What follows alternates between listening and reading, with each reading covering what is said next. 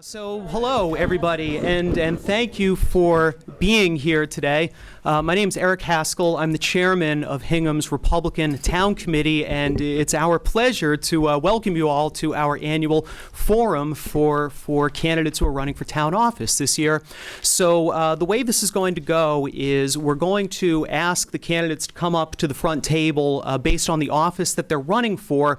Each candidate is going to have 3 minutes to make an opening statement, and then we're going to solicit questions from you all, from the audience, to folks running for that office, and we're going to keep going until we've gotten through all the offices or we get to 4:45, whatever comes first. We're going to change it up a little. The first office that we're going to be hearing from are the two candidates for Board of Selectmen, and I've asked a member of the Republican Town Committee and former chairman of our town's advisory board, Jerry Seelan, to moderate this portion of the event, the Board of Selectmen. So Jerry, it's all yours. And is each candidate speaking first and then questions? Yeah. Thank you, Eric. I'll say no more. I think we'll do alphabetical order, if that's all right. So once again, 3 minutes for each opening statement, and Irma Lauder is up first. Do you want us up there, or do you want us sitting here? Probably there is fine. Okay, very good. Thank you all very much for coming, and I want to thank the Republican Party for allowing us time to meet the public and talk a little bit more. And I'm running for re-election, and I'm asking for your vote again and your support, just as you supported me 3 years ago. Tally and I found Hingham in 1970 when we moved up from Florida as young kids. We moved into our house 2 weeks before the blizzard of '78, and nobody remembers the 20-inch snowstorm that happened that weekend. So we've been in Hingham since 1970. And I've been a part of Hingham's government and committees since the 1990s. I have a tremendous base of institutional knowledge and a pretty good memory. I think Tally calls it a husband's nightmare, but we won't go there. The committees I've been on are the Advisory Committee, Government Study Committee, Capital Outlay, among others. And we're going to need this institutional memory as our people retire, and this is an industry issue, that the aging of the administrative people in town government is they're coming up on retirement. So it's going to be a lot of people like myself who've been on committees for what seems like forever. There's a number of issues that I would like to continue and complete, and that's why I need a second term. You really can't do it in your first term. I thought you could. I thought, you come in thinking you can do everything in 3 years. You need to get in the rhythm. It's a rhythm here. So the issues that I'd like to tackle in the next 3 years and continue working on are our senior and veterans issues, their taxes, and we have no market rate affordable housing for this particular market segment, and it's important. Harbor Development and Summer Street, the warrant articles you're now seeing, actually started several years ago when I was liaison my first year, thought we could get them there first year, and we couldn't. Also, resolution of the Aquarian Water Company purchase, meeting the future needs of the fire department, public safety, and police, and also responsible development. How do we meet the needs, the revenue needs, with the recognition of the quality of life in the neighborhoods we're affecting? So based on my education, work experience, and community service, as well as the committees I've been on, I think I'm the best candidate, and I would like to ask for your vote for another 3 years. Thank you, Irma. All right. Next up, Mary Power, and after this is over, we'll have, how much, we're saying 16 minutes of Q&A. So, Mary, Thank you're you. up. Good afternoon, everybody, and thank you to the Republican Town Committee for sponsoring this forum. Thank you to everybody who's attending. Thank you to those who are taking the time to watch at home. My name is Mary Power. I live at 1 King Philip Path, and I am also a candidate for the Board of Selectmen. My background, I have a BA from Manhattan College. I have an MBA in Finance from the University of Notre Dame. The first 10 years of my professional career, I was on a CFO track. I worked for Ford Motor Company company. I worked for Pepsi. The last budget I had responsibility for was about $300 million. Finding that I liked the people side of the business a little bit better, I moved into human resources. For the past 20 years, I've had my own business. I'm successful because clients see that I add value and I'm easy to work with.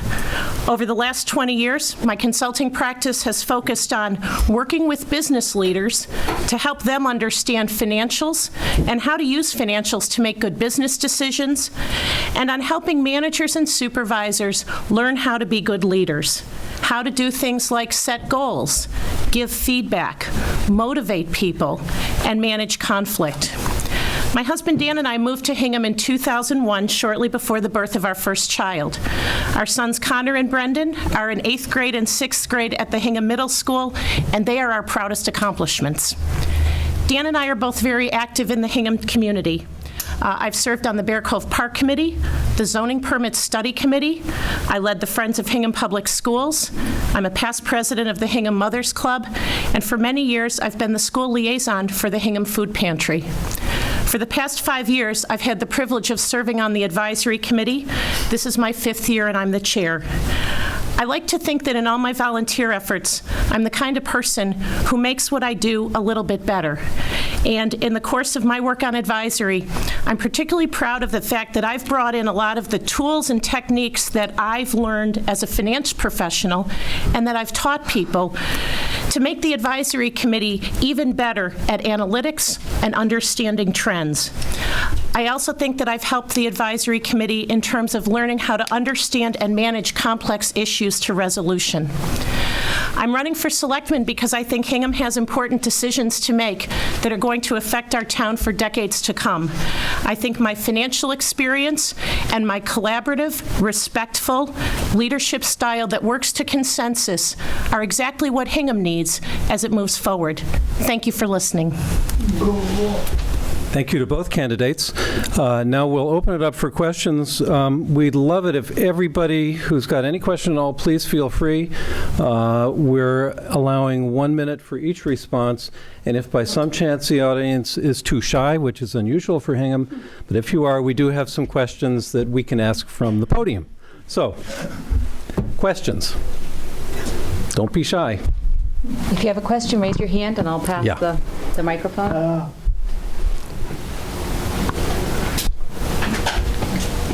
Mrs. English. Okay, somebody has to start the line. My question has to do with, and directed first to Mrs. Lauder. Would you please discuss your position on the debt, the town's short-term versus long-term debt in the context of a general financial situation, idea? Okay. Thank you, Mrs. English. I have great concerns about the overuse of short-term debt. Sorry about that. When I was chair of advisory, we began the rewrite of the financial policy because of the change in the economic conditions. Short-term debt is appropriate at certain times, but we've accumulated $45 million, give or take, of short-term debt. That's like bringing Wall Street to Central Street.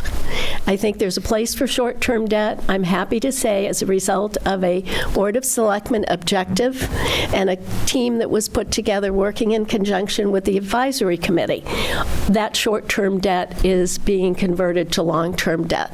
So it's a concern. Short-term debt with the very attractive interest rates that we have right now would lead you to believe that we could borrow more and more frequently. Thank you. Mary, would you like to address that? Thank you. 2 years ago on the advisory committee, we put together a subcommittee called the Debt Assumptions Working Group. In short, we called it the DOG. And the purpose of this committee was to look every year to see what portion of our debt was in the short-term market and what portion was in the long-term market, and see if we were comfortable with that. What we've done this year, as a result of an effort that a collaborative effort, was to not only make a decision this year to finance $45 million into a long-term rate, which, by the way, with our AAA bond rating will be about 2.5%, but also in our town financial policy, we modified it so that this is now a part of every budget cycle. This isn't something we do once in a while when we feel like we have a lot of debt. We're going to do this every year. And in fact, if the town takes on any additional debt, we're going to look at doing it once a quarter as need be.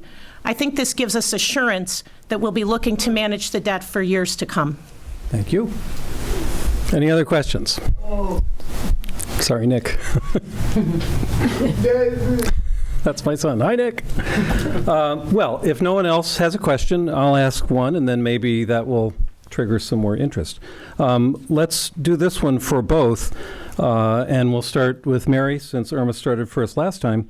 The question is, what is your position on the purchase of the Aquarian Water Company?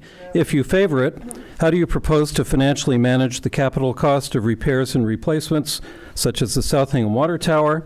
And how do you propose to structure the governance of the water company to include the towns of Hull and Cohasset? It really all depends on the price.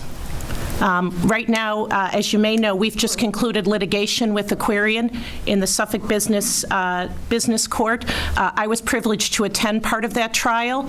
And what's going to happen sometime this summer is the judge will make a determination on price. If it's close to what Aquarian is seeking, which is $189 million, I think we're out.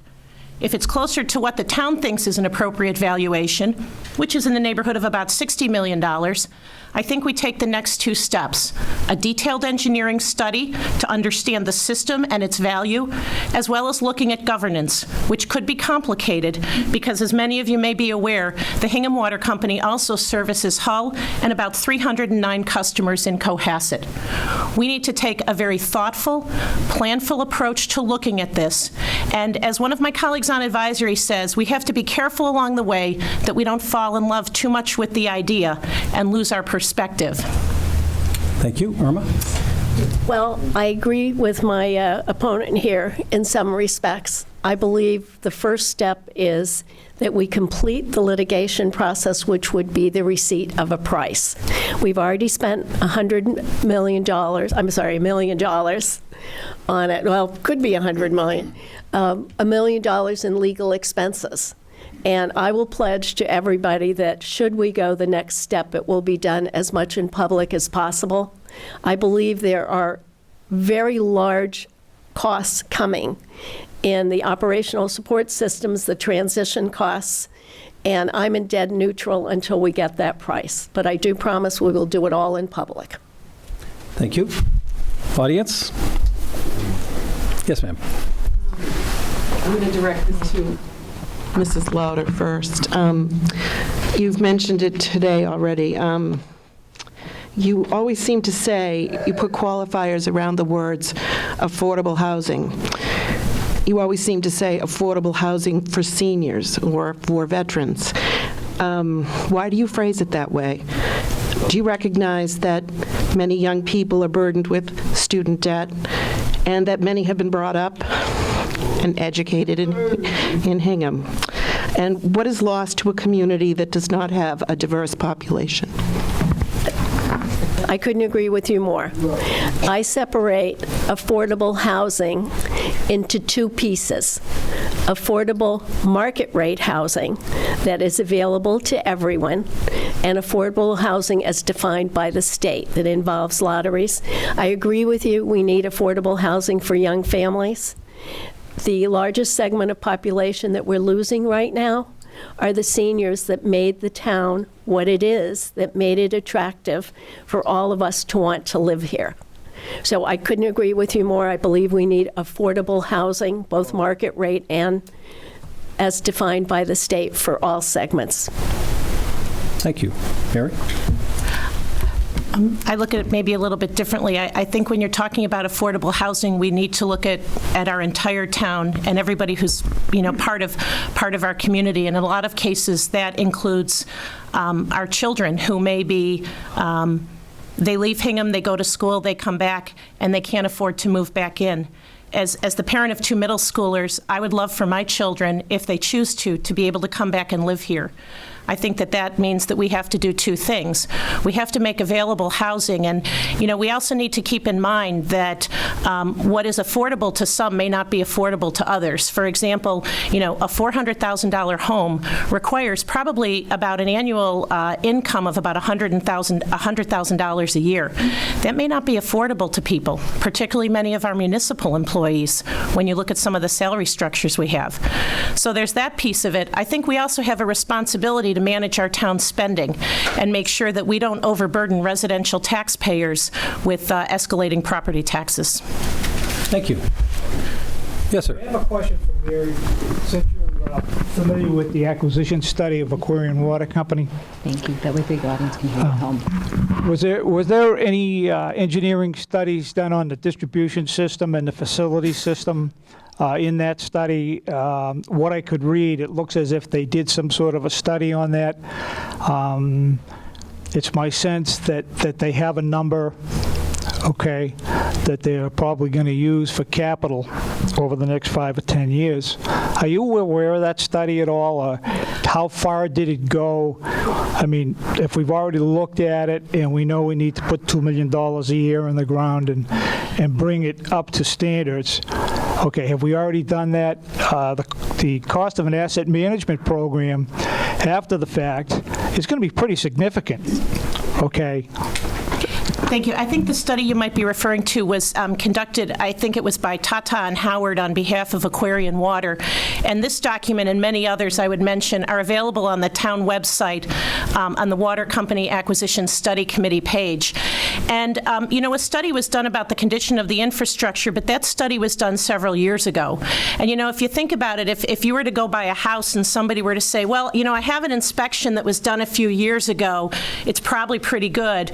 We as a town would want to do our own because things may have changed since then, and I think it's important if we're asking the taxpayers and the customers for this transaction to go through, to do our own study. The biggest issue right now is that 1 out of every 5 gallons that is pulled from the aquifer doesn't make it into our system because of unaccounted for water. That signals to me a system that needs a significant amount of repair and upkeep. We need to understand what that is, and we need to understand the condition in 2015. Thank you. Irma, do you have anything to add? It is the Tata study that I've read, and those are the kinds of studies I used to do when I worked for whatever the phone company was called in that day. I agree we need to do our own study. Aquarian has been pumping money into its infrastructure, much because the town has pushed back on them, and we've reconstituted the Water Supply Committee so that they're dealing with the day-to-day issues, including the unaccounted water. Aquarian has just brought in a team using sonar, believe it or not, to find it. But we do have to do our own study. It will not be an insignificant amount of money.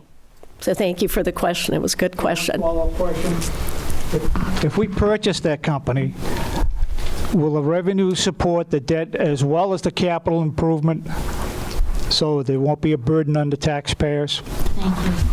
Why don't we do Irma first and then Mary? The answer is, from all of the cost studies that I have seen and from all of the knowledge I've had over my career doing these kinds of studies, and Ed Siegfried does an amazing study, the answer is yes, based on the price, the financing, the amount of money that we can pull and put into capital, because you can't tear up all your roads at once, and it has to be in companion with the road building program that we have today. Yeah, but the priorities of... May I answer? Let's let the candidate So answer. I would say that it would have to. It wouldn't this is a business and a financial transaction for the town. The reason that we would purchase and operate the water company would be because it would be for our benefit as ratepayers that we would be able to do it in a more cost-effective basis. So that would mean that the savings from town ownership would have to cover all of the debt service. It would have to cover accelerated capital. As my opponent indicated, our financial analysis as a town indicates that we can strip out of the annual operating costs of that water company of over $12 million a year. We think we can strip well over half of those costs out, which will allow us to reinvest that into the infrastructure, pay the debt. It's also important to remember that this is not necessarily going to result in our water rates going down, but what it will result in is they will not increase at the rate they have in the past. Thank you. Any other questions? Yes. Oh. Hi. I'm a big fan of fiscal restraint, and I believe that the selectmen have approved the purchase of the marina and also a 4th fire station without a lot of due diligence. I believe we're talking about a new police station and a senior center that's outgrowing its space. I'm wondering how we're going to pay for all of these things. Mary goes first this time. I think we have to figure out what the cost of all these things are before we make any decisions. And as a selectman, I will never support the purchase or the expansion of any infrastructure project without having a financial analysis in front of me. I understand that that's the work of the advisory committee, but I think that we can waste a lot of town resources if we don't do a certain amount of due diligence up front. And that's one thing that I think my financial experience can bring to the Board of Selectmen to enhance it. My suggestion, given that we have a lot of infrastructure opportunities and a lot of needs, is that instead of making decisions one at a time, we look at all of our needs, not just this year, but perhaps going out 10, 15 years. We hold a town forum. We put this in front of the town. We talk about how much it costs. We talk about how we're going to pay for it, and we get feedback from the town. This is the way my husband and I manage our household. It's worked for us for many years. I think it should work the same way for the town. Tina, thank you for the question. There is going to be a study of a fire station for South Hingham, not necessarily a 4th fire station. We'll have to look at whether we need 4, but there's a definite need for one in South Hingham. The marina was an opportunity to put it in front of the townspeople to make the decision. The town administrator could not secure a buyer's appraisal, which is why we have pulled it off or recommended to the advisory committee that it come back. It will be self-supporting with the revenues once the debt is paid off. But yeah, you're correct. The senior center is bursting at the seams. The buying and purchasing of potentially another location for all of that will be vetted and a financial analysis put forth before we ever turn it over to the advisory committee. Thanks. I think we have time for one more question. Heather? Hi. During your introductions, you both talked a lot about what the priorities are for the town and what you see as the priorities.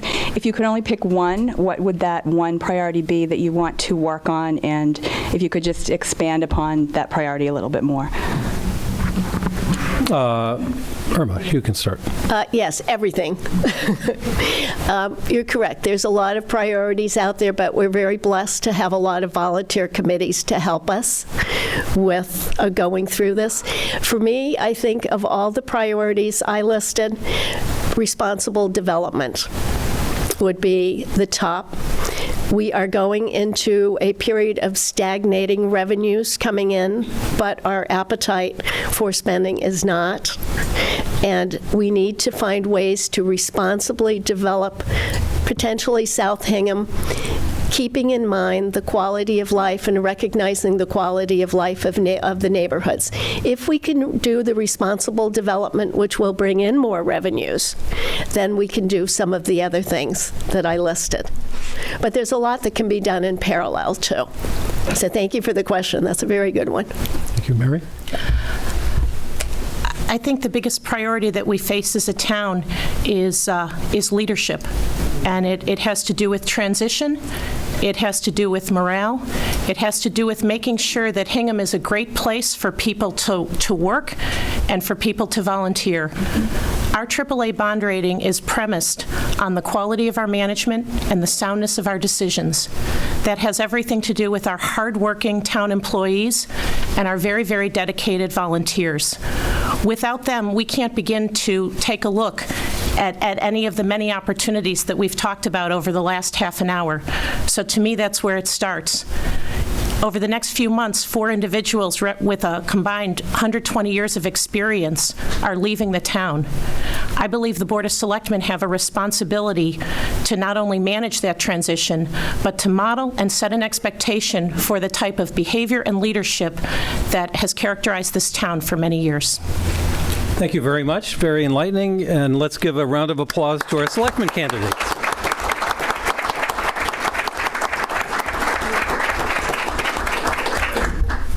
Eric is going to take over the podium now for our next group, the Hingham Municipal Light Plant candidates.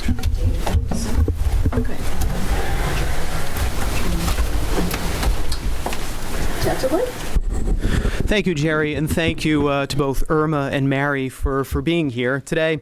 The next office that we are going to be hearing from are the candidates running for the Municipal Light Plant Board.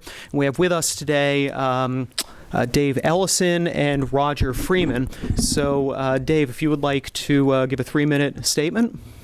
Hello, everybody. Welcome. Thanks for being here. It's always nice to get out on a beautiful day and see people, besides raking your yard up and all that kind of stuff. I was appointed to the Light Board in January. I'm filling the spot that Walter Foskett had for many years. He retired, and I was appointed by the Selectmen and the 2 remaining members of the Light Board. There's a 3-member board. My work experience, I've been in the investment business for 30 years. I've invested in utilities and related companies for about 20 years. And so it's been a great career of mine. I feel very fortunate to have started in the 80s and have come through the last 30 years. So timing is everything, but I feel very grateful for that. In terms of work experience, in 2006, I was appointed to the advisory committee, and that was a great experience. I actually worked with Irma and Mary when I was on that board, and it was a great experience. Learned a lot about the town, learned a lot about the people, and so that was sort of the beginning of my wanting to give back. In 2013, so I left that in 2012. In 2013, I was on a special ed committee, working with the school committee. And my sort of background there is I have a daughter who's a special needs girl, and she's still in the school system, turned 21 in March, surprisingly. I can't believe that. And she works here on Wednesdays as part of the school program, so she calls it her field trip day. So that's very exciting. In terms of the Hingham Light Board now, in terms of what's happening there, I've been to 2 meetings, so I'm not up on all the facts and figures, but I think I bring a fair amount of experience in terms of what the industry is going through and what's happening. And so I have basically 5 points in terms of what I'm focused on. One is, the first one is keeping the lights on, very simple. And we all know how inconvenient it is when the lights go out, and I think the light plan has done a great job of doing that over the years, and that means keeping the poles up and keeping the lines up and keeping the trees trimmed and taking care of you when the power goes out in the middle of the night. It's dirty and dangerous work, and I think they do a good job at that. And I want to continue to do that. The second thing is keep the bills affordable. We all know that, for some people the light bill is a consequential bill every month, but for some people it is, and we have to be mindful of that. The third thing is to keep the employees well equipped and well trained, and that sort of takes care of the first one. If you don't have those, you don't have the first or probably the second one, or any real company. I think, as Mary said, we need to have good people, and I think the Light Board has 27 employees, and I think they do a great job, and it shows. And I think if they weren't doing a good job, we'd all know real quickly that they weren't doing a good job. The fourth thing is to try to be more efficient. That's what every business has tried to do. That's what I've done. I've started a mutual fund company. I've sold a mutual fund company. And the last thing is to basically deal with sort of the issue of the carbon footprint and all the issues around that. Thank you, Dave. Roger? Thanks very much. Thank you for the Town Republican Committee for hosting this event, and thank you all for coming out on this beautiful day. I'm Roger Freeman, and I'm running for the Light Board. I have a 20-year career as a business lawyer and energy developer, and I'd like to bring those skills to bear to help Hingham Light adjust to the challenges that we face in rapidly evolving energy markets of the 21st century. A little bit of my background first. I moved to Massachusetts in '95. Was practicing law there for a few years. Worked for Citizens Energy, developing a energy services or energy conservation business, and also developing large-scale power plants. And then went back to practicing law, where I was representing energy companies. And so I have a lot of the experience in negotiating the power purchase agreements in the energy regulation. I've litigated cases in front of the DPU. And as I said, I'd like to bring some of these experiences to bear. 5 years ago, I started my own company, developing clean energy projects, and I'm a solar power developer. But my energy experience goes beyond just renewables. It's the range of the industry. I was a partner at a law firm, Farrader Scobo, which specializes in municipal energy law. They're the outside general counsel for MWEC, which is one of the quasi-state enterprises that buys power on behalf of municipal utilities. And in fact, Hingham Light used to be a member of MWEC. Moved to Hingham in 2002, have a family here, raised them, and have been active in sporting in the community and coaching. But with respect to the energy business, I do have a specific agenda that I'd like to bring to bear, and that is has 4 pieces. First, as Dave mentioned, keeping the focus on rates and affordability and service. Hingham Light's done a great job of that over the years, and we don't want to change any of that. But I think we can do more to adapt to the changing markets of the 21st century. And what does that mean specifically? Number 1, energy efficiency programs to make people smarter about the way they use energy. Number 2, supporting procurement of long-term contracts with lower carbon imprint, be it renewables or possibly nuclear. I'm sorry, I need to put my glasses on. What did that say? 1 minute. 1 minute. Okay. Number 3, and this is an important one for me, which is supporting people's right to control their own energy. And what that means, if you want to put solar power on your roof, you should be able to do that. And right now, Hingham has policies that make it very difficult to do that. And I think people that want to have that energy freedom should be able to do that. At the same time, they should pay their fair share of the costs that they're imposing on the system to do that, so that we can avoid cross-subsidies. Finally, I want to expand customer information and choice so that we can all be smarter about the energy decisions that we're making. As I mentioned, energy markets are evolving rapidly. There's new technologies coming to bear, innovations in policy, information, and we need to bring this into Hingham because the markets are changing, and whether we like it or not.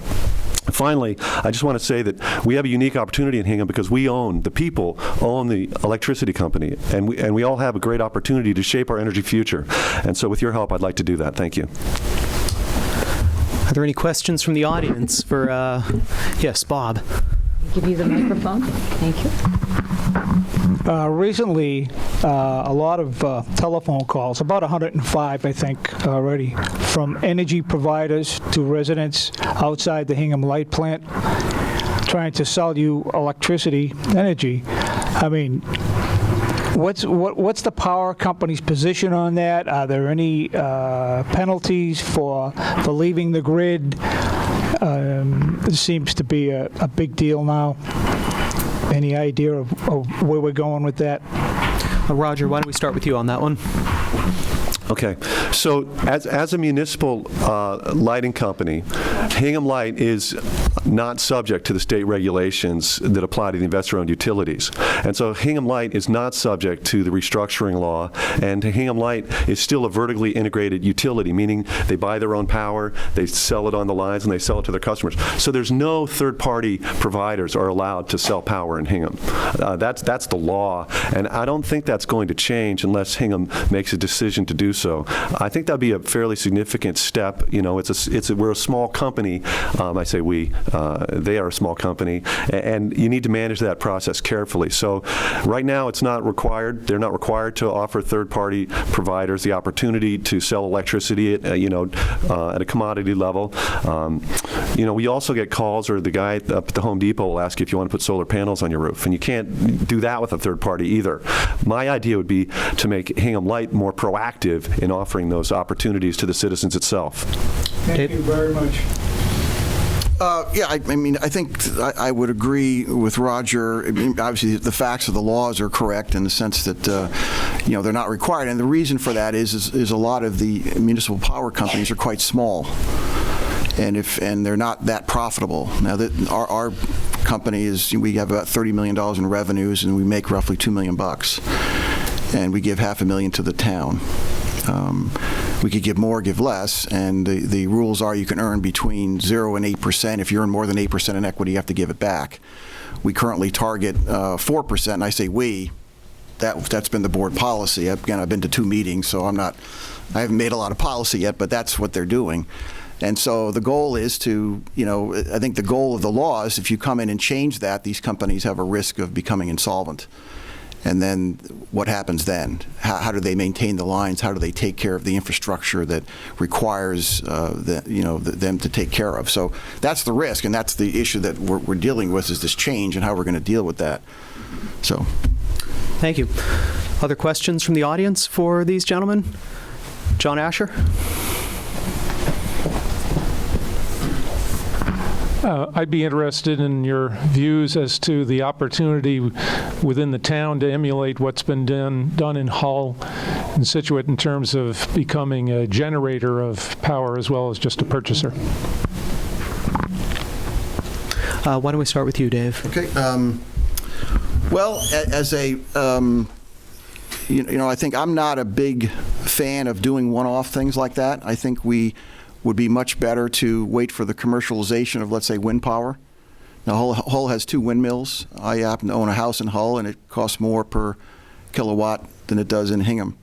I don't know why that is, but that's the fact. So there isn't a silver bullet there. You put up a windmill, and suddenly the power costs go down by 30 or 40%, or whatever the number would be. Again, currently at the light plant, about 40% of the power comes from nuclear or renewables right now. And I think that should be higher. But the question is it available out there in the marketplace, and at what cost? How much do you want your light bill to go up to have that? And so, again, I've been to 2 meetings, and I think half of the meetings have roughly been discussing these issues. What do we do with solar? What do we do with water power? What do we do with nuclear? How do we reduce these kind of things? And that's going to be a challenge as we go forward. Roger. Thank you. I think that Hingham Light should get in the business of generating electricity here in Hingham. And by specifically, I mean, there's no reason that Hingham couldn't offer to sell solar power to people directly by putting it on their roofs and selling them the electricity directly. That's what Solar City does, and they've made a very profitable business doing it. And I don't think there's any reason why Hingham Light shouldn't explore that opportunity. And secondly, there are some opportunities in town to do larger scale projects. One I actually became aware of yesterday. At Linden Ponds, they have a large area of land that they were going to use for a 3rd housing community area, and I think they're not going to do that now, and so they have a big field sitting there. And I would explore the opportunity to have the town, have the light plant, explore the generation of a solar plant there. It has to make sense. It has to be economic. But what we've seen as an explosion of this distributed energy over the last several years, it is becoming. The cost of solar have come down 50% in the last 3 years, and it's economically affordable and competitive to do it with the incentives that are available now. Another question for our candidates for light plant, sir. Thank you. One of the probably most outrageous views today is the blight of the overhead wiring throughout the towns. And I'm wondering what your position would be on trying to take steps such as the town of Brookline has in order to get rid of the overhead blight and have the infrastructure placed underground. And I know I'm not sure the number, there's a bill been passed that allows towns that would like to try this opportunity to take a part of their electric light bill as a start to try to facilitate this. Would you be in favor of it? Roger, why don't you lead off on this one? Sure. I'm not familiar specifically with all of the issues surrounding that. In general, I'd be in favor of trying to put power lines underground as much as possible to the extent that it was affordable and didn't put a significant burden on the ratepayers, particularly in areas that are high traffic. The downtown area, for example, I think that would be a great way to beautify that space, is to put those power lines underground. I grew up in a town that had the power lines underground, and it makes it much more attractive. But in some ways, that's a luxury, and it's a nice to have. I don't know if it's a need to have. Dave? I agree. I think one of the first things I said at the meetings, I hate all these double poles around town. You got to get that crap down. It just looks awful. And, and I think that's, they have the resources, and I think we have the North Street corridor that actually, when I was on the advisory committee, we put the money aside to put the lines underground, and it still hasn't happened. And what's going on there? I mean, it's been 6 years or 7 years and nothing's happened. So, I would agree that we need to, there's things that we can do. Again, it comes back to you spend the money on that, and then you want to spend the money on the other stuff. So again, like the selectman said, there's only so much resources. The good news is that the light plan has no debt. They have a fully funded pension plan, and they have a fully funded OPEB, which is the medical part of the pension side. So from that perspective, they're in good shape. And so I think the resources are there to tackle all of these different things. So, last question, Leah. Just in follow-up to John's question. Dave? Leah, hang on just a minute, please, so the audience at home can hear you. I just wanted to follow up to John's question for Dave. Wasn't it our understanding that it was $100,000 per pole to put them underground? Yes, Dave. I don't remember the specifics of that, so I can't really comment. That sounds right, but we could be way off. But all I know is the money was there, the effort was done. They dug up the roads and put the conduits in, and nothing happened. So I don't know what's going on there, and that's something we're going to work on. Again, being at 2 meetings, my theory was let's not get too crazy until somebody's elected. And having not been elected and knowing that I was up for let's not make too many waves, and let's not be too demanding, because you got to work with these people, and you got to work as a team, and you don't want to come in there like a bull in a china shop and say I want all these kind of things, because that usually doesn't work. So, Roger, would you like to speak to that? Sure. I don't know. But I will say that one idea that I would have is, to the extent that we're in a period where there's historically low interest rates, it seems to me an idea to explore would be for the light plant to borrow money in order to help finance some of these programs that have been so popular in the rest of the state. Please join me in thanking these gentlemen for being here today.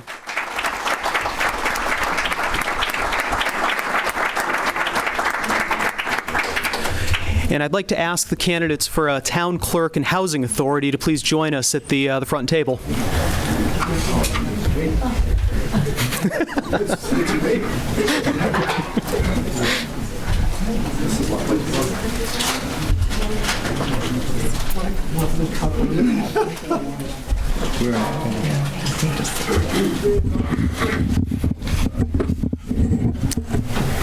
So both of these races are uncontested in that Eileen McCracken is the only person who will appear on the ballot as a candidate for town clerk. Bill Wise is the only person who will appear on the ballot for housing authority. We thought we would put them together up here at the front table in the hope of generating some synergy and some questions that they both can speak to. But first, Eileen, would you like to make a 3-minute statement? I'd love to. Aren't we a lovely couple? My name is Eileen McCracken. I am your town clerk. I have been for 18 years. I'm running for re-election this year, and I guess I have the job. I've had a few questions asked of me due to the reform in the election laws. And a couple of things have come up that I thought that I'd like to cover. We did have some questions about early voting. Early voting is not in effect until 2016, and it will only deal with state elections. State elections are the only group that would be able to have early voting. We will not have it for town elections. We will not have it for primaries. The legislation also is allowing online registration. That will start this year in August of 2015. We will also have 16-year-olds will be able to register to vote. They will not be able to vote until they're 18, but they want to start with early registration, and they will have to set up a special area for those that age group to be in. And we also will be having auditing of the election people. So at a state election, there will be a lottery for who will be audited. We will know ahead of time, so we'll be able to do everything right. And so they will do that. And that will also start in 2016. The Secretary of State's office is who will take care of handling all of this. So luckily, it won't be a burden to us. We will have everything done for us pretty much by the Secretary of State's office. So just so that everyone is aware, the election is on May 2nd. The polls are open from 8 to 8. We also have absentee ballots that are available now in the office. I received the ballots the other day. We have sent out a group of people that have already filled out applications, and we are open at regular office hours. You can come in and vote.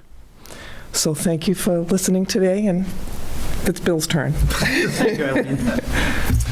Thank you. My name is Bill Wise. I'm a candidate for the seat on the Housing Authority. I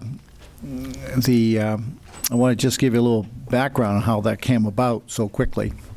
We have friends that are residents at the Lincoln School Apartments. And early this year, you know, they had several situations where people were injured because of faulty elevators. There were issues with respect to drafts coming through the windows that needed to be repaired. And so my wife and I decided we would support the residents by going to meetings and listening to what the town is doing to attend to those matters. And as we supported our friends who are residents of Lincoln Apartments, we really understood the need for quality housing for all. The elderly at Lincoln Apartments and for the veterans in town and for the handicapped and for others as well. And so a friend of mine said to me, you know, there's no one's filed papers for the Hingham Housing Authority. And I asked, well, what does that mean? Well, that means that you could go and run for that office and not have an opponent. So I said, would that mean I wouldn't have to make any speeches?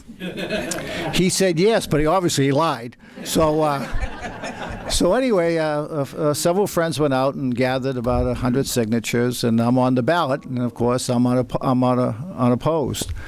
I want to just say that I've been living in Hingham now for just over 30 years. I've raised 2 children here. My daughter lives here with 4 children. I've been active in the community. I had a short tenure on the personnel board due to health situations. I had to step down. I've been serving on the advisory committee now for 3 years, which has been a fantastic experience. And I'm an attorney. I've been practicing law for 40 years. I'm a corporate attorney, a business law attorney. I do a lot with regulations as well, impacting business. I've spent the last couple of weeks studying the chapter 121B of the Massachusetts law and the regulations and reading the cases and getting up to speed and meeting with people at the Housing Authority to learn what would be expected of me serving in that position. And I know this. If I can just maintain the pace that Stephanie McHugh has maintained, she's stepping down as a member of the commission, stepping down as the chair. If I can just keep the pace that she set, I think I'll serve the citizens of this town well. Oh yes, and there's one other thing that's important to me that you wouldn't know about it, but it's the number 245. You know, numbers are everything, right? But 245 was the apartment I lived in the Boston Housing Authority when I was a child and up through my teenage years. It was I was raised in a housing authority.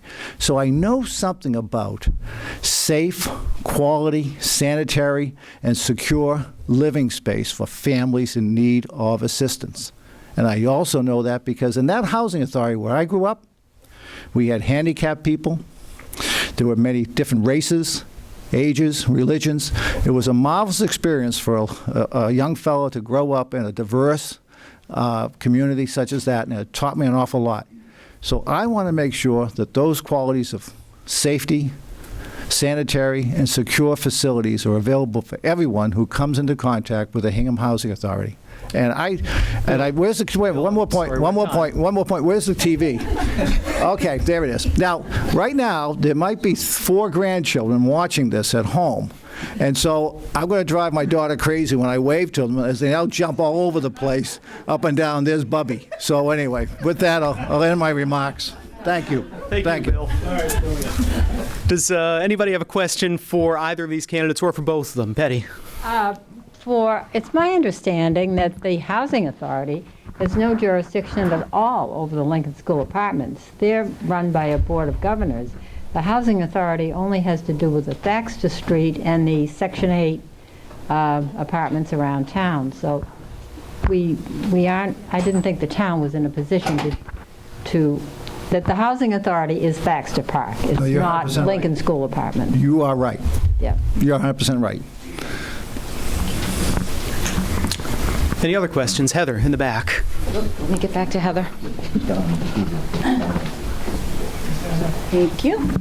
As a former member of the Housing Authority, this is for Bill, I was pretty involved with getting going on the development of what's known as the Selectmen's Parcel, the land adjacent to Bear Cove Park.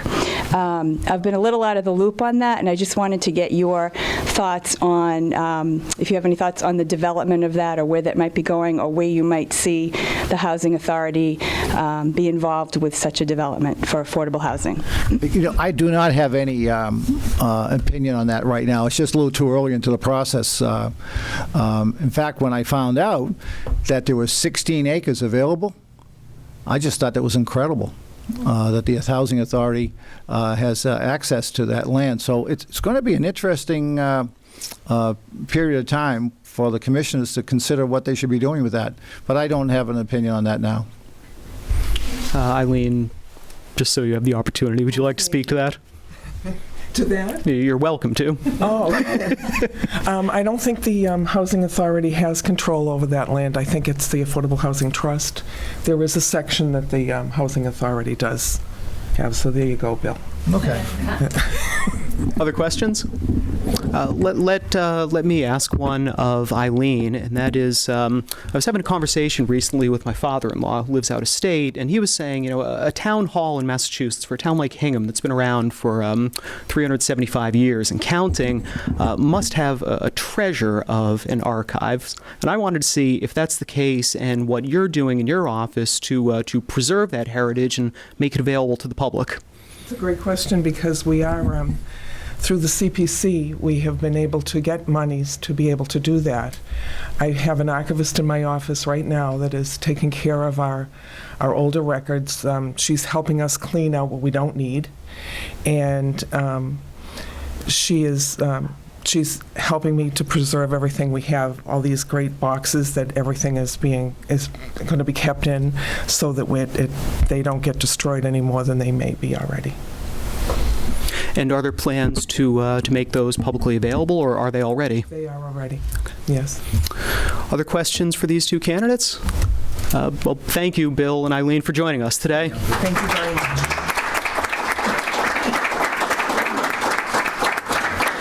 And can I please ask the candidates for Planning Board and Sewer Commission to join us at the front table?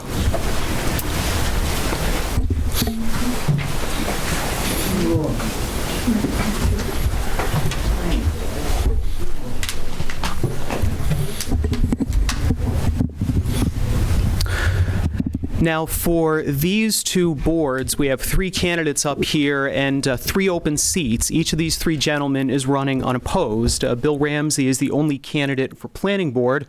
Bob Higgins is the only candidate for 1 open seat on the Sewer Commission, and Ken Johnson is the only candidate for a 2nd open seat on the Sewer Commission.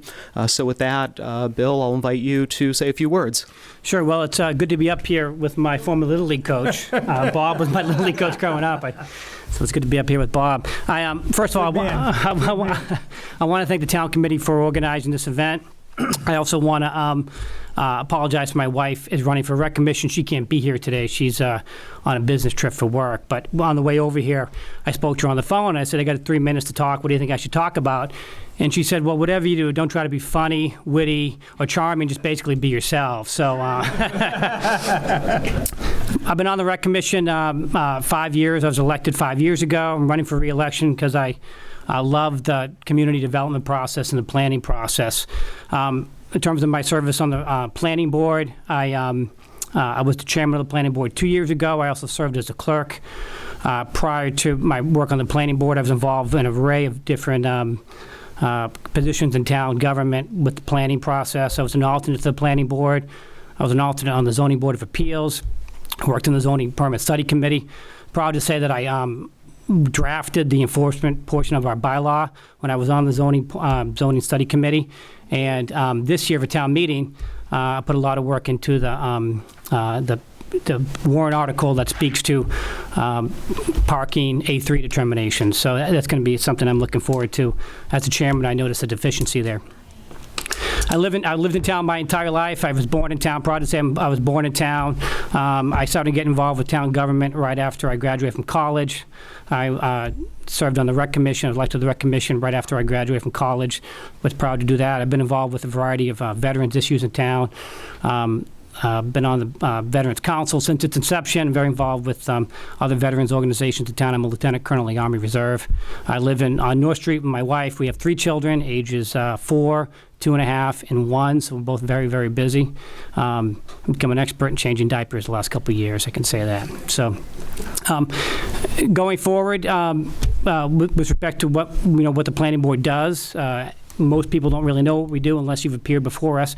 But I think our main mission is subdivision control. The subdivision control law in Massachusetts charges us with ensuring that subdivisions are properly regulated in town. So we put a ton of work into that. We also perform site plan review with respect to special permits. And every year we do also work on zoning articles, which are coming up at town meeting. So I'm proud to serve the town, and I'm looking forward to doing another term. Thank you, Bill. Bob? Okay, thank you for inviting me. Bob Higgins. I've lived in Hingham for over 45 years. I've worked in the town for over 30 years as a utility specialist. I've been a manager of the utility, and I've spent a lot of time in sales, technical sales for utilities for sewer, water, and gas. I really, really am enjoying my temporary appointment to the Sewer Commission. We're very fortunate in the community to have some of the great people that we have in other departments who will work with you, they will help you, they will smile at you, and they will laugh with you, and they will really help you out. And that's probably the best asset you can have, okay? And yes, there are problems in the Sewer Commission. There are problems in the underground utilities. We're knocking them down one at a time. We have a long-range plan, which we cannot discuss at this time until after the election. But believe me, we will be going forward, and we intend to make this probably the most user-friendly department that there is in the town. And if Billy, who needs something, and he needs us, we'll be more than happy to accommodate him. I'll also say that Bill's dad was great in baseball. He'd do anything for you. He'd help you, do the fields, get the kids there on time. And Bill is a fine example of a Hingham young man, and I'm very proud to be a friend of his. And I'm very proud to be a friend of Kenny Johnson, who was also appointed to the Sewer Commission. But I look forward to going forward in this community. And I'm going to be part of the solution here. I'm not going to be part of the problem. Thank you. Thank you, Bob. Ken? Well, good afternoon, and thank you very much for the opportunity to be here today. My name is Ken Johnson, and I live over on Bulow Road, where my wife and I, we live in the same home we purchased 27 years ago. We've raised 2 children that attended Hingham Public Schools. I was involved in a lot of the youth sports programs, from coaching to getting kids there driving, and on administrative end on the girls' hockey program where I'd purchase the pucks and cones and uniforms and get them all set up for the year. And so last fall, my neighbor Bob Higgins said, geez, we could really use some help on the sewer commission. Would you be willing to help out? And of course I said yes to Bob. A little bit about my background. I'm a registered professional civil engineer. About 25 years ago, I spent a number of years out on Deer Island where I was part of a team constructing the MWRA's wastewater treatment plant, where Hingham, a lot of their wastewater now flows to and gets treated. After leaving there, I've been involved with a leadership position at the Massachusetts Port Authority, leading the Logan Modernization Program that took place there. From there, went over to Harvard University and was part of what was going to be their Alston expansion over at Harvard, and had recently left, when that got put on pause, left there, and now I worked for a construction management firm. I think in terms of priorities for the Sewer Commission, I think there are basically sort of two buckets. There's sort of the existing system, and our charge is to be good stewards of that system. It's the ratepayers' systems, and we need to have responsible sort of operations of that system. We need to make sure it's in good order. I think Bob mentioned there are some areas that I think we need to focus on, and I think we need to lay out a plan that's responsible for the ratepayers and understandable to the ratepayers to make some of those necessary repairs. And I think there's also sections of Hingham that folks with on-site septic systems are struggling a bit, and some of those systems are failing, and they're having trouble complying with Title V, and I think the health department is wrestling with those issues. So I think that there's some areas coming up in the future where the sewer system might be extended, possibly, and so we'll need to make sure that we do all of the due diligence, that we present all the financials, that we present all of the options, so that folks can make an informed decision and an informed opinion about the choices that they may have. Thank you.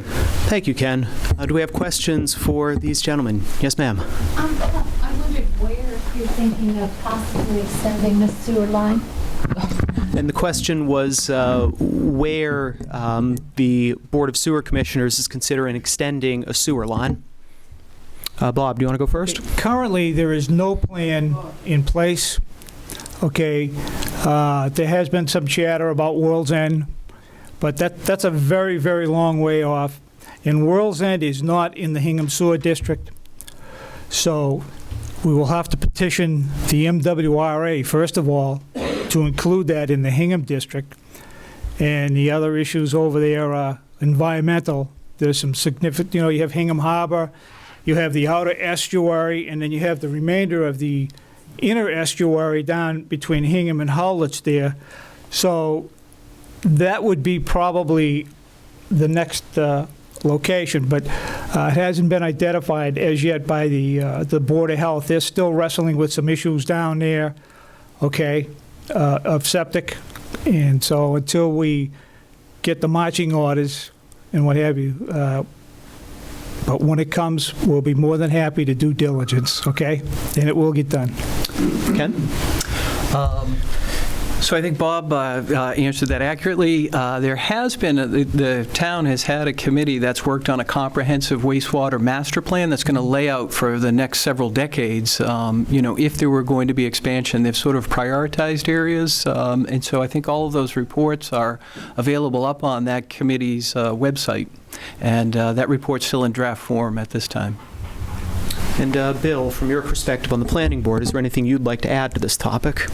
We really don't get into the sewer issues, but as somebody who grew up in Bradley Woods, I grew up in Bradley Woods, was on sewer, then moved to the middle of town, which was on septic, and now I'm back on sewer. And any expansion of sewer, I think, is a great thing. So if we can do that, I think that would benefit a lot more people in town.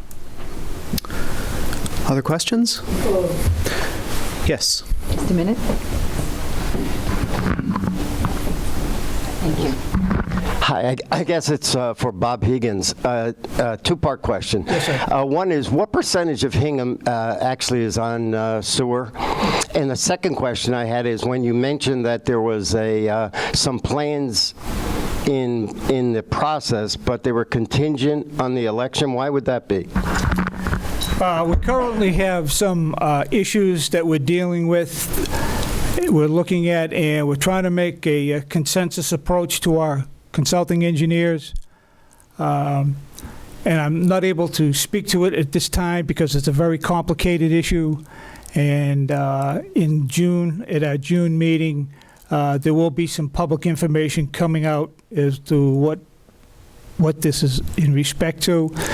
And I would prefer not to address it until we know exactly what we're dealing with, okay? Ken and I separately have looked at this issue, and we are in agreement, okay, about how we're going to correct the issues and go forward with it. But right now, we cannot say definitely how we're going to correct it, or does it need to be corrected. And once we meet with our consulting engineers and go over all the issues, then we can make a public statement, and we will, okay? But to get any pre-information out there, it would be difficult, okay? It's just too complex an issue, and I would prefer not to comment on it until June. Ken, would you like to add to that? I have nothing further to add to that. Tally. Recently, a pair of residents off North Street came to the selectmen's meeting and had a number of issues that they've been dealing with for a number of years in that area, and the problem that they're having with sewer gas backing up in their house, and that they feel the town hasn't addressed it. How are you going to address the residents that are having this problem? Ken, why don't we start with you on that one? Certainly. So, they came to the sewer commission meeting that we had about a week or two ago, I think. Yeah, about 2 or 3 weeks. 2 or 3 weeks ago. And I had been made aware that there were some issues and challenges along North Street. They've done some TV camera work where they've sent a camera through the pipelines, and they've noticed several sort of sags and dips in the line where the line has settled, causing sort of some traps in the line, and we think that there's some backups of odor from that. They've also done some camera work on the force main that comes out of Mill Street, that, there's a gravity flow to Mill Street, then we pump it up, and it comes out and discharges into a manhole right in front of this, the resident's home, and that line is substantially blocked. It's a 6-inch line, and it's got so much scale and corrosion that it's really down to almost about 2 inches, so there's a serious restriction there. So I think there's a number of things. This has to all work as a system, and right now we think that there are a number of things that we're looking into that are causing it not to work properly. Bob? What's the solution? The solution, so we've got to make sure that we understand what the problem, there's a problem obviously with odor, but, it could range from, replacing that line in areas where to correct that sag, could be replacing or cleaning the force main to get that full flow through that system to keep it moving, as opposed to a very restricted flow right now, and then making sure the vacuum system operates out of the Greenbush pump station to make sure that we're drawing those odors down there and filtering them properly. A couple of things, and this is one of the issues that we're dealing with right now. We're going to have a temporary solution in place as soon as the weather breaks. We're going to put in a temporary valve in the sidewalk. So what we can do is when we start flushing that line, as we do 2 or 3 times a year for fats, oils, and greases, we will be able to shut that valve and isolate that building from the system, okay? We've already made that commitment to do that. The family knows what the issues are. They know what we're going to be doing that. Again, there are significant technical problems that have to be overcome there with great engineering, or with good engineering. And until we're ready to say where the problem really lies, and Ken mentioned 2 areas. One of the things that the previous commissions did, they elected to use a bioxide chemical in Mill Street Station to reduce odors in the line. Okay, it's an odor reduction chemical. And there were some previous, other than that particular location, problems, and that seems to have been solved. We have no other new complaints, okay, since I've been there, and there hasn't been any other complaints previous for some time. Thank you, Bob. Thank you. Bill, would you like to speak to this issue? No, I watched the selectmen's meetings Thursday night. Hopefully, it will get resolved soon. I'm confident these 2 gentlemen will get it done. We have time for one more question, and does anybody have one for Bill, our candidate for Planning Board?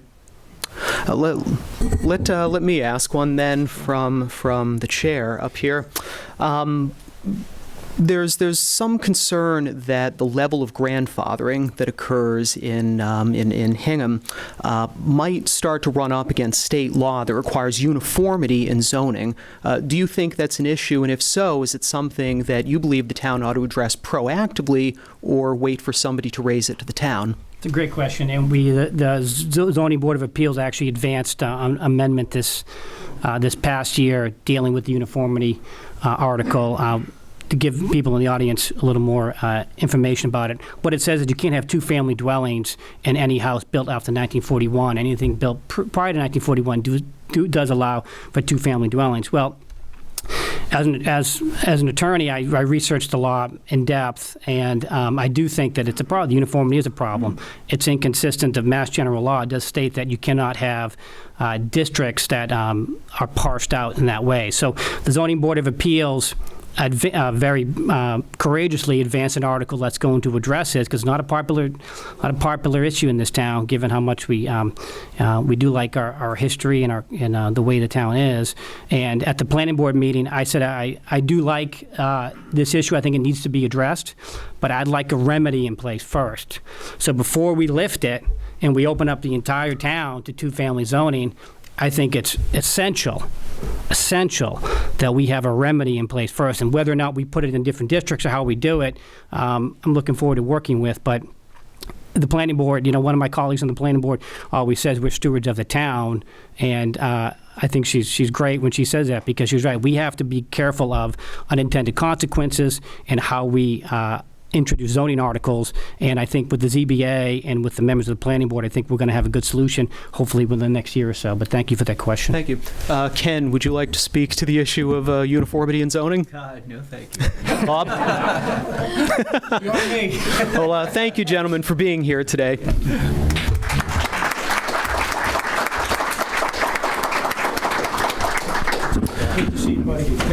I'm going to ask the candidates for school committee to join us up at the front table. And during this interlude, before we hear from the folks on the school committee, I'd like to recognize several folks who are going to be on the ballot but couldn't be here today. One is Michael Puzo, who's running unopposed for re-election as moderator.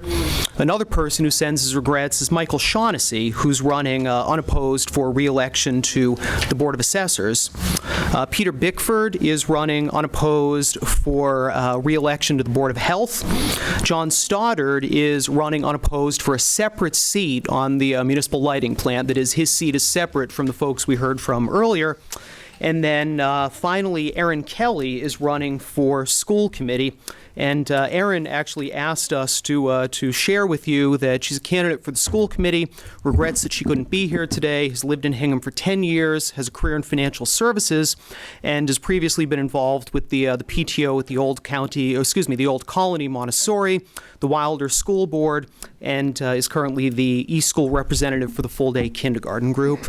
So with that, there are three candidates who are here to speak with us about the school committee. Going from your right, Carlos De Silva, in the middle, Aileen Calnan, and on your left, Cynthia Galco. So why don't we begin alphabetically? And Aileen, if you'd like to take 3 minutes. Thank you. Thank you all for being here on this beautiful day to listen to the candidates in all of the different elections.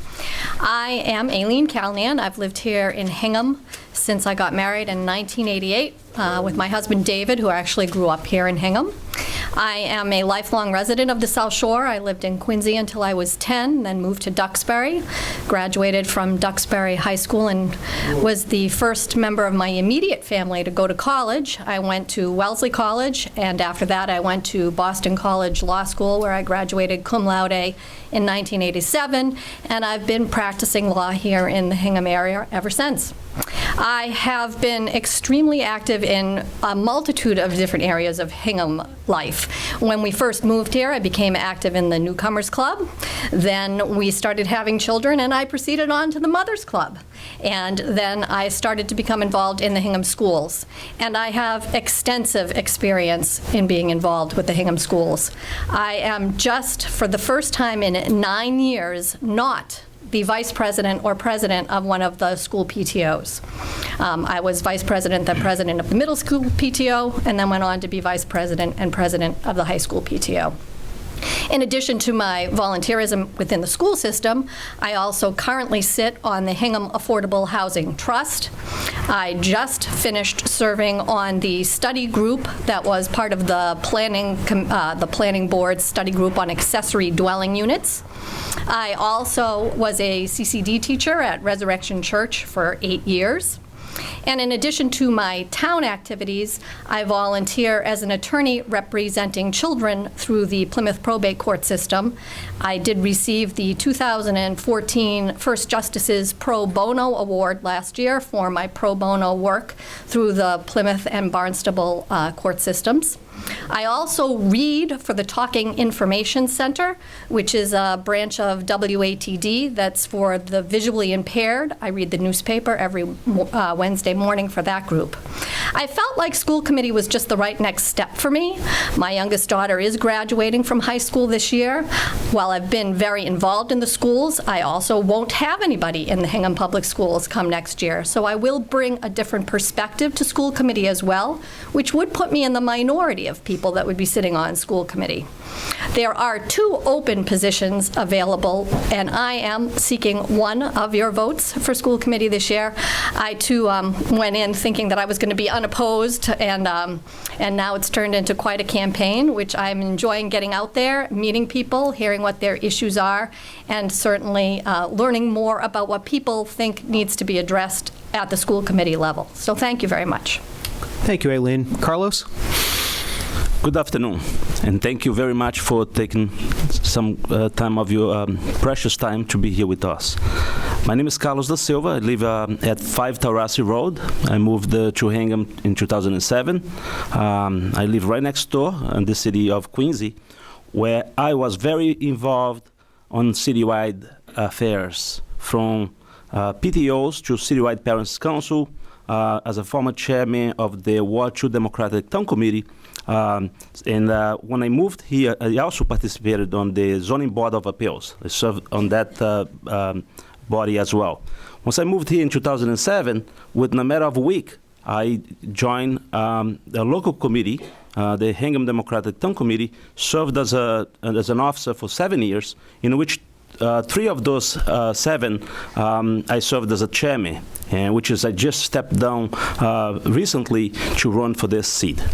And I'm running for the school committee because I have a vested interest in the school system. I have 2 sons who attend currently the school system. One is a freshman and the other one is a senior, graduating this May. My kids came a long way, one with special needs. I'm very proud of the school system that we have here in Hingham, and I think it's time for me to give back. I'm not starting it now. Like I said, I moved here in 2007, and in a matter of a week, I got involved. In such a little time that I have been in town, that perhaps is going to be 8 years, I believe I have accomplished so much. I am involved with the Hingham Youth Soccer. I was a coach, co-coach, for 3 years. And when my son moved on to the high school, what I did is I joined the board of directors. I serve on the board of directors. In addition to that, I took on the responsibility as the field coordinator, where I am responsible to make sure that the booster parents have enough paint to paint the fields and make sure that things are moving smoothly. I have served in several boards of directors of numerous organizations, have a lot of experience, over 20 years of experience, actually advocating for kids with special needs. On behalf of the Federation for Children with Special Needs, I conducted several workshops in Portuguese, Spanish, and English throughout the state. So I believe I am an asset, and I will continue to be an asset to this town, and I will ask you on May 2nd to please consider voting for me. Thank you. Thank you, Carlos. Cynthia Galco. Thank you to the Republican Town Committee for arranging this event today. My name's Cynthia Galco. I'm running for school committee, and as both a parent of 3 children in the public schools in 9th, am I not? Sorry. There you go. In 9th grade, 6th grade, 9th grade, and 11th grade. I am invested in the schools. as both a parent and a resident. And I think that the experiences I've had over the years are going to serve me well and serve the town well through the school committee. I graduated from Bucknell University with a degree in management, and I've worked in both finance and education. As I said, we've been here for, I have 3 children. I've been here for 14 years, and over that time have been involved in a number of different organizations, on many of which I've served as either the president or a member of the executive board. I want to highlight 3 of those experiences because I think they give you a sense of the opportunities I've had to get to know the different perspectives that people in town have on education. The first one of those is when eSchool was built in 2009, a number of us were asked from the various different elementary schools in town to form a new PTO. It was a unique experience because we were bringing together 3 very different organizations to create a new one, and everyone has a different way of doing things, and everyone thought their way was the best way. So it was a unique experience of listening and collaborating and working with school administration, and I'm proud of what we did. I think it's a good thing right now. My kids aren't there anymore, but I've heard it's doing well. Secondly, I have been very involved in St. John the Evangelist Church. I've served as senior warden and as a member of the Rector Search Committee and as a member of the Strategic Planning Committee. Through that organization, I have met a lot of people of different generations and different socioeconomic levels, and I feel like that has given me a good perspective on their thoughts about education in Hingham. Finally, I'm a member of the board of the Hingham Education Foundation currently. We get grants from over 50 teachers every year for items they consider outside of the school budget, things they won't get funded, and that's a unique sense of what they really want for what they're going to do with our children. So if elected to the school committee, I would like to focus on long-term planning for facilities, school policies, and personnel, and I would like to look at the financial impact of each of those. I look forward to learning more about our educational system and how it fits within the overall town budget, and I hope to be able to support educational excellence in a fiscally responsible way. So I would ask for your vote. Thank you. Thank you, Cynthia. Do we have any questions from the audience for our candidates for school committee? Nobody. Let me start with one from the podium here. As you all know, the Hingham schools are going to begin this coming school year offering a full-day kindergarten program, and initially it's going to be funded by tuition fees on a sliding scale depending on the need of the student's family. My question is, what's your position on how full-day kindergarten should be funded going forward, as between tuition or the town paying for it or something different? Why don't we start with you, Carlos? Very well. Thank you, Eric, and also Laura for organizing this event. I believe that it is about time that Hingham considers implementing full-day kindergarten, and it is nice that it's starting in a way that the parents are paying for it. It is a public schools. I believe that somehow we ought to find ways of, in the future, of funding such a program. But it has to be done in a fiscally responsible manner, and I would say let's start offering to the kids with special needs first, if that's the case. Thank you. Cynthia? I agree. I think that in the future we should find a way to fund full-day kindergarten through the school budget. However, I do not think that that means something should be cut from the current budget. I think it's going to have to be a decision that's made based on the information that we receive from the first pilot year with the tuition-based program. I think once we have that information, we can look back, see how successful it was on a number of different levels, and figure out how we're going to fit it into the budget. But I do think it's going to have to be something that the town decides, because we're going to have to roll it in. The school budget's a very large percentage of the town budget, and we need to make sure that the decisions the school committee make reflect the priorities of the town. Aileen? There's no denying that to some extent this is a difficult topic, because philosophically you cannot forget the fact that it is a public school education, and ultimately the concept of public school education is that it is free. With that said, however, Hingham compares itself with 20 other towns, and of those 20 towns, 18 of them offered full-day kindergarten already. We are joining the majority of towns in the state by offering full-day kindergarten. But the 20 towns that we compare ourselves to, of the 18 that offer it, 13 do it on a tuition basis. And I think at this juncture, it's here, it's on a tuition basis, and it's far too soon to be making any determination about how to fund it in the future. It would be wonderful if it could be free. Is that going to be possible? I think it's too soon to be answering that question, to be honest with you. Questions from the audience? Okay. What do you see as the next construction project for the school system? Where and when do you see that happening? And Cynthia, why don't you lead off this one? Wow, that's a loaded one. We are in the 9th year of the 10-year school facility master plan that was established in 2006. And the school building committee that was formed at that time has done what I think is a wonderful job of being very good stewards of the town's funds along the way. I personally do not see any other buildings being done in the next few years. I don't think the townspeople are interested in doing that. I think we need to look at long-term maintenance costs for the buildings we have. We need to have a plan going forward for capital budget requests, and we need to do the best with what we can. Obviously, if emergency situations come up, we'll deal with them, but that's my take on it. Aileen? To some extent, I absolutely agree with that. I would couch it by saying, however, that in the state of Massachusetts, if you have a major repair that needs to be done on a school building, and you go to the state for funding for that, you have to assure the state that that building's going to stay in place for 20 years. Otherwise, if you go back and ask for funding within that 20-year window to build a new school, you cannot get that funding. So we also have to be very sensitive that if some major repair does come up on one of the school buildings, particularly a Foster or a Plymouth River, that we're not cutting off our nose to spite our face by taking funding to do that repair and not looking to the longer term. With that said, I agree. I don't think the voters are eager to be building any new schools anytime soon.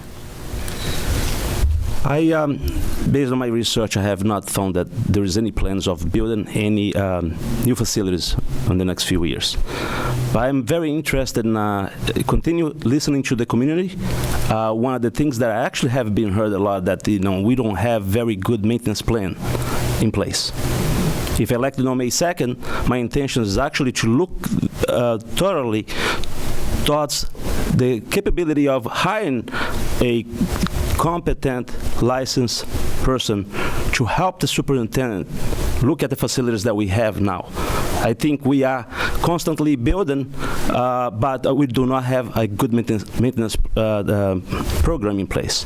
So tomorrow, as a matter of fact, I'm meeting with Dr. Gallo, and I will be spending the entire day visiting the schools and meeting with the principals. I'm very interested to learn if there is any unforeseen major items that got to be fixed. One of them, for example, is actually I wanted to take a look at it at the weightlifting facility, because I believe it's not in a very appealable condition. Some of the girls don't use it, and I want to make sure that if there is any investment taking place, that is invest in the infrastructure that we have in place at this moment. Thank you. Thank you, Carlos. Let me actually put a perhaps finer point on that last question, since all of the responses went to maintenance. Obviously, the schools had an unexpected, unforeseen maintenance issue with Plymouth River this past winter. From your perspective as a potential member of the school committee, what ought the school committee have done differently to anticipate and prevent that, and what would you do going forward to make sure something like that doesn't happen again? Let's begin with Aileen on that one. You know, I actually did meet with Dot Gallo and talked to her about the Plymouth River incident. There was snow that did build up on the roof there this year and did create a problem. It's not a problem to the extent that they had at the middle school, because it's a different situation. It's a roof that's supported by a metal beam, whereas the middle school roof, it was supported by a wooden beam, so it was a much more significant issue. As far as snow removal, you literally almost need a crystal ball for that one. There was not anything in place this year to deal with the snow removal we had, but if we put things in place to deal with snow removal on that level, then in hindsight, people could feel frustrated that we spent too much time and money preparing for that. You know, this needs to be part of the master plan that needs to be updated. It was done 10 years ago. We need to get out there and see the condition of all our roofs, and I think master plans need to be done more frequently than every 10 years, so that there's a better understanding of the condition of the buildings so that we can meet those needs and be ready for those emergencies. Carlos. Last year I had some windowsill repair done in my house, and the fella said to me, "You ought to change your roof because I think it's about time." I didn't change the roof. I had some leakings. I'm sure the great majority of people here had some issues with leakings. This was a very different storm that we actually faced. I also spoke with the administration, and I also spoke with members of the school committee. And they mentioned to me that the lack of, at that moment, of resource prevented from foreseeing what was happening on the roof, because those staff was actually involved in removing snow elsewhere.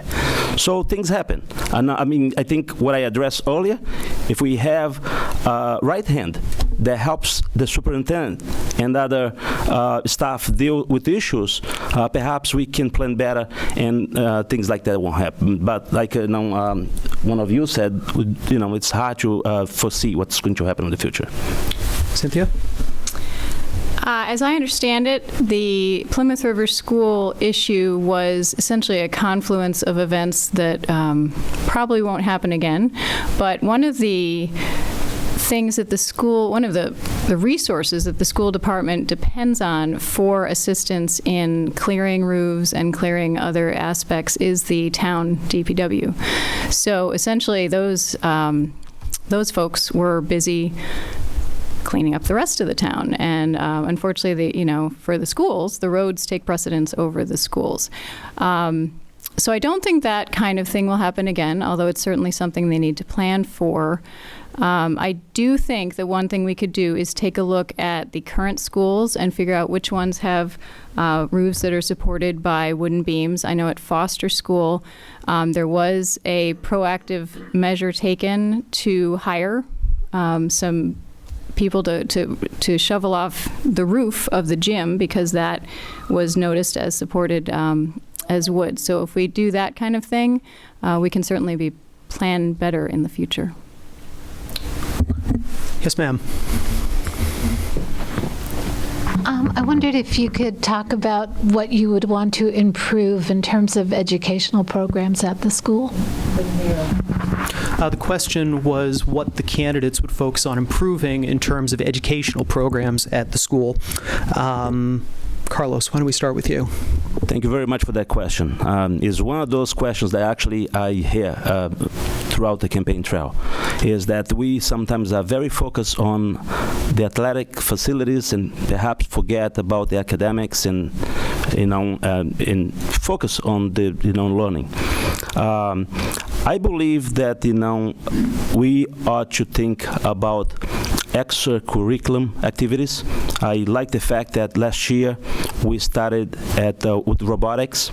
We are moving on a fast pace, technology base, and I think that one of the things I would like to see, if every student having an iPad, so they can take to school and home, and it will make it easy for them to do the homework and so on. And also, I would like to see more investment on robotics. As a program, my son actually was part of that, first group, and they went on to build a coalition with another group and won an award last year. And this year is very strong, so I would support that very much. Thank you, Carlos. Aileen? I think that the technology piece of it is of some concern to me. The state of the school right now is that all middle school students are being given Chromebooks from the school, but that does not continue on into high school. And I am not sure I understand in today's world why we are stopping at the end of middle school with providing the computer tools to our students. The answer that I'm getting from my conversations with the school administration is that it's because most of the high school students have their own equipment. Well, that's great, but they're pretty much not allowed to bring it to school and use it. So there needs to be some sort of plan put in place that if we're only going to provide Chromebooks to the middle schoolers, that we somehow have to carry on with that use of technology in the high school. And if it's going to be that we're not going to provide it, be it because of cost or because the kids have their own equipment, there has to be some plan put in place on how they're going to be allowed to bring that equipment in with them to utilize it in the schools so that we can continue their growth using technology, because that's how the world works now. Thank you, Aileen. Cynthia? I definitely think technology is a big issue. There are plans in place to make sure that each school building has a minimum or base amount of technology available for all of the children to use, especially as we look forward to standardized testing going towards an online basis. As far as general educational programs, I think Hingham is a stellar educational system. I think my children have gotten a wonderful education and will graduate very well prepared. In fact, they may be overly prepared. I think some of our high school students work harder than some college students. So I think we need to look at making sure that it's equal across various subjects, and that that includes music and art and industrial technology and all sorts of things other than, reading, writing, and math, which we already do very well. So I think we just need to make sure that everything is equitable across all of the subjects. Thank you, Cynthia. Yes, Leah in the back. I was wondering what your opinion is on Common Core and implementing it in Hingham. Cynthia, do you want to lead that one off? I believe we already do Common Core.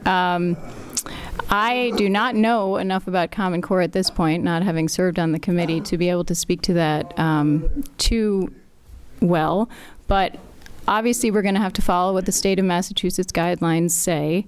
There are a lot of mandates that come down from the state that the school system has to deal with. And, I think our teachers do the best that they can. Unfortunately, standardized testing sometimes takes away from classroom learning time. And that's something that's going to have to be addressed as we look forward possibly to moving to the PARC system instead of the MCAS system. That's a decision that's going to be taken up in the fall. So we will find out at that point whether we are going to be mandated to move to PARC. But, we're going to have to do the best we can, given the resources we have, and try to get the best out of our students. Carlos? Yeah, I'm not fully aware of what it entails, Common Core. I do know that they right now focus on a certain. Can you hear me? They focus in just certain area. So I'm not prepared to answer that question at this moment. Aileen? Conceptually, in my mind, the idea of schools having a baseline performance level, I think is an appropriate assumption. Throughout the United States of America, kids have to meet some minimum standards, in my opinion, to graduate from high school. I think the key for towns like Hingham is we offer an excellent education, and we just have to be careful that we don't lose any of that and get too caught up in the only meeting the baseline Common Core. We exceed most levels of things in this town as far as our education, and we have to keep working towards that, although I think overall as a country we have to have some standards, and if they're going to be standards, they probably should be applied to everybody. We need to work to continue to exceed those standards. Thank you. That actually brings us to the close of our time for this event today, so please join me in thanking these candidates for the school committee.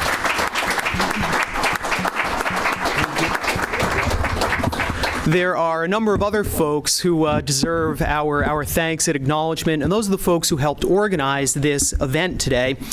In particular, members of Hingham's Republican Town Committee, Barb McAlvin, Jerry Seelan, Mary Jane Hanron, Edna English, Helga Jorgensen, Leah Godfrey, and the person who really put in the most legwork to pull it all together, Laura Marwill. So please join me in thanking them.